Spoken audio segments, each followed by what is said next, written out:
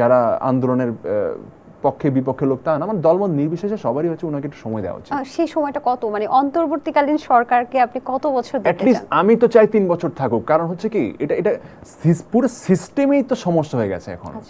পুরো সিস্টেমের সমস্যা। আপনি কার কাছে বিচার চাইতে যাবেন? মানে আমি যতটুকু শুনলাম, আপনি পুলিশের বিভিন্ন র্যাঙ্কে বলেন, প্রশাসনিক র্যাঙ্কে বলেন, সরকারি কর্মকর্তা বলেন, যেখানে যান সবাই তো আসলে 15 বছর একটা সিস্টেমে পড়ে গেছে, এবং ওই সিস্টেম ভেদ করে নতুন একটা সিস্টেম যদি আপনি রপ্ত করতে যান তো অনেক সময় লাগার ব্যাপার। সো আপনি চাইলে তো এমন হতে পারে না যে যারা সরকারি কর্মকর্তা কর্মচারী আছেন বা যারা পুলিশ আছেন সবাইকে আপনি চাইলে তো একদিনে সাসপেন্ড করে দিতে পারেন না, এটা ইম্পসিবল।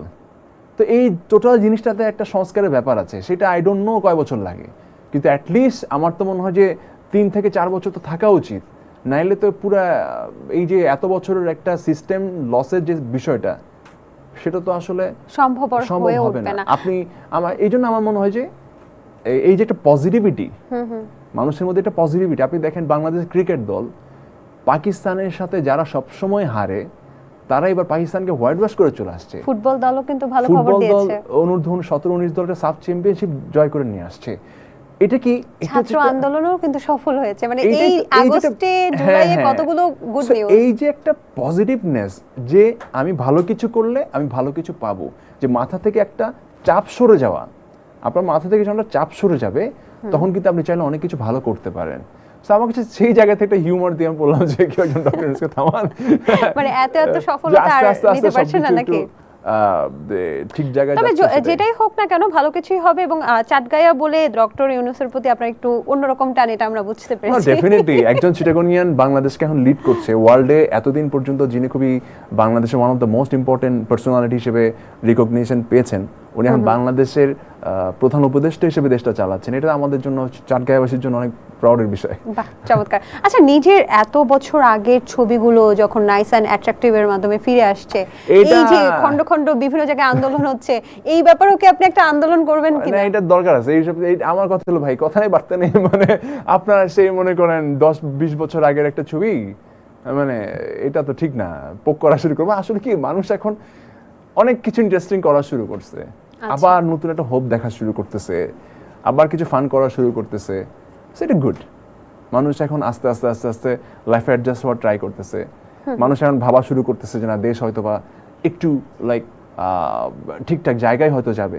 হ্যাঁ, আচ্ছা, মানে এখন আমার মনে হয় যে এটা বলা উচিত না বা কারো এটা করা উচিত না, এই আমার চিনোস, আমার মনে হয় এই কথা যে বলবে এখন তাকেই ওখানেই আসলে শায়েস্তা করা উচিত। আপনার প্রিয় ক্রিকেটার কে বাংলাদেশ টিমে এখন? আমি সবসময় বলে আসছি আমার খুব ভালো লাগে লিটন দাসকে। লিটন দাস, আচ্ছা আচ্ছা, এটার কোনো স্পেসিফিক কারণ আছে? ও অনেক, মানে আমি জানি না, ও অনেক ফেল করে, রিসেন্ট সেঞ্চুরি আমাদেরকে জিতিয়েছে, বাট আমার কাছে সবসময় মনে হয়েছে, মানে আমি যখন লিটন দাসের ব্যাটিং দেখি, ও প্লেয়িং স্টাইল, এটা অসাম, এটা একটা ওয়ার্ল্ড ক্লাস প্লেয়ারের মতোই। মানে ও যদি ধারাবাহিক পারফরমেন্সে থাকতো অনেক বড় বড় রেকর্ড ভেঙে ফেলতে পারতো। চমৎকার। সাকিব আল হাসানকে আপনার কেমন লাগে? অ্যাজ এ হিউম্যান ভালো লাগে না, যেটা সত্যি কথা। অ্যাজ এ প্লেয়ার ওকে, মানে সত্যি কথা, অ্যাজ এ প্লেয়ার ঠিকঠাক, মানে কিন্তু as a human I don't know, আমার কেন জানি মনে হয় যে উনি মানে লাইক একটু সততা কম, এটা মনে হয় আমার কাছে।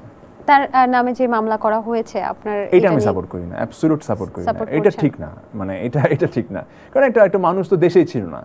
আচ্ছা, সে ছিল দেশের বাইরে, সে কানাডিয়ান লিগ খেলছিল।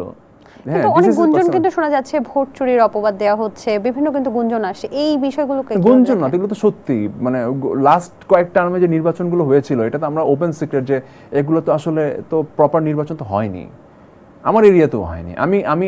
আমি আজকে আমার যা বয়স, আমি কখনো পর্যন্ত আমার ভোট দিতে পারি নাই। আমি ফার্স্ট টাইম যখন ভোট দিতে গিয়েছিলাম খুব এক্সাইটমেন্ট নিয়ে, সেদিনই দেখেছিলাম, আজকে থেকে এটা বলছি আপনাকে আমি 2010-এর কি তখনকার কথা। আচ্ছা, আমার ভোটটা দেয়া হয়ে গেছিল। আপনার ভোট? হ্যাঁ, 2010-এ তখন আপনি 2010-11 বা এরকম সামথিং, যখন আমার ভোটটা তখন কিন্তু দেয়া হয়ে গেছিল। তা আমি আর এই যে আপসেট হলাম, এরপর থেকে আর কখনো ভোট কিনতে যাইনি আমি। বাহ, হ্যাঁ।